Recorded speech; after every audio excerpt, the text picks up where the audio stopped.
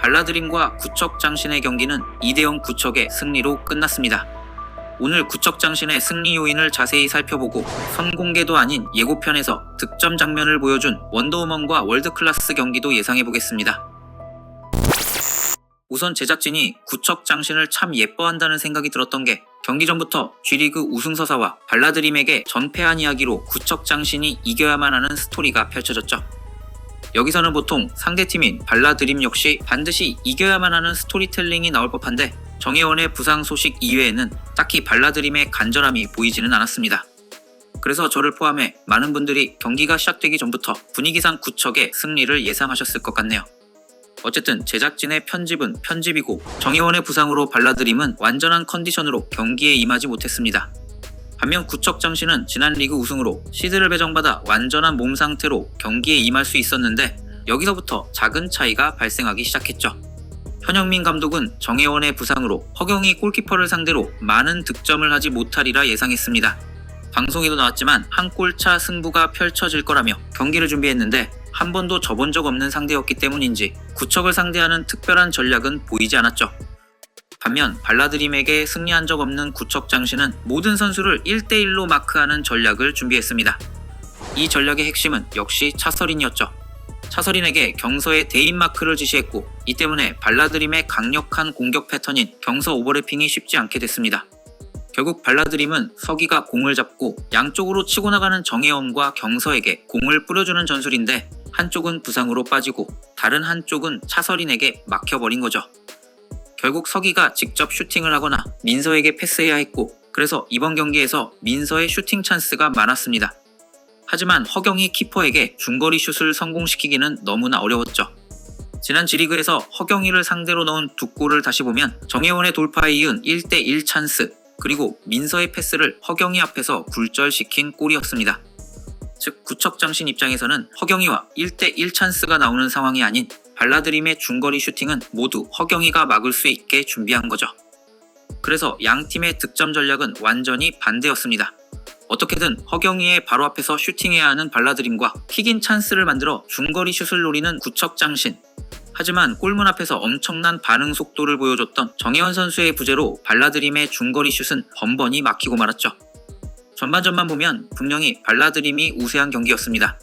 허경희 선수도 인터뷰에서 전반전이 너무 무서웠다고 말할 정도였죠. 하지만 결국 허경희를 상대로 득점에 성공하지 못했고 후반 코너킥 상황에서 허경희에게 선제골을 내주게 됩니다. 현영민 감독이 준비한 한 골 싸움이 완전히 어긋나게 됐고 결국 갈비뼈 부상인 정혜원까지 투입했지만 몸 상태가 100%는 아니다 보니 적극적인 몸싸움이 힘들고 스피드도 평소처럼 나오지 않는 것처럼 보였습니다. 결국 득점을 만들어내지 못하고 시간은 흘러갔고 구척장신의 마지막 킥인 장면을 보면 차서린의 스크린 플레이가 경서를 막았고 김진경의 슈팅 코스를 열어줬습니다. 구척장신은 준비한 것들을 완벽하게 플레이했고 발라드림은 1대1 수비로 경서가 막히자 돌파구를 찾아내지 못했습니다. 그렇게 경기는 2대0 구척장신의 승리로 끝이 났죠. 발라드림은 득점 0으로 완전히 탈락했고 구척장신의 4강 상대는 대진표상으로는 아직 미정인 것으로 보입니다. 중간에 절취선이 있어서 4강 대진도 또 투표를 하게 되는 것으로 보이네요. 이렇게 경기가 끝났고 다음 주 경기 예고가 나왔죠. 원더와 월클, 마왕과 제왕의 맞대결인데 일단 제이 선수는 드리블할 때 몸싸움을 하면서 나가는 스타일인데 절대 안 밀리는 피지컬에 시야가 넓어서 드리블하며 주변을 살피고 패스를 주는 게 정말 기가 막힙니다. 여기서도 나티와 2대1 패스를 주고받았죠. 오히려 마시마 선수의 활약이 훨씬 적게 나올 정도였는데 거의 똑같은 장면을 만들어내며 우이준에게 패스하는 모습이었습니다. 역시 원더우먼의 단점이라고 한다면 마시마 이외의 선수들의 득점력 부족이라고 해야겠죠. 원더가 승리하려면 최후방 공격수인 우이준이 반드시 멀티 득점은 해야 할 것으로 보입니다. 그리고 예고 마지막에 엄청난 장면이 나왔습니다. 월드클래스의 공을 뺏어낸 소유미가 환상적인 페인트 동작으로 나우리 콤비를 따돌렸는데 카라인이 막아서자 바로 김설이와 원투 패스를 주고받았죠. 하지만 김설이의 패스가 조금 강했고 소유미가 다리를 쭉 뻗어 트래핑하느라 다이렉트로 우이준에게 패스를 내주지 못했습니다. 결국 트래핑하느라 잠깐의 시간을 소요했고 빠르게 수비로 복귀한 제이가 공을 뺏어냅니다.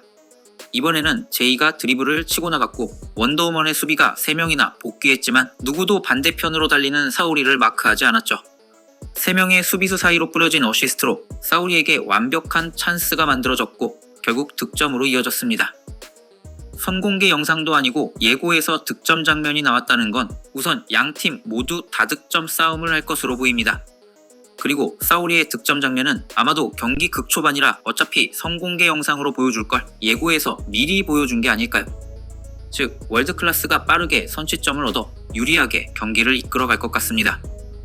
이 경기는 마왕과 제왕이라고 표현하지만 결국 다른 선수들이 얼마나 득점을 해주는지 싸움이 되겠죠.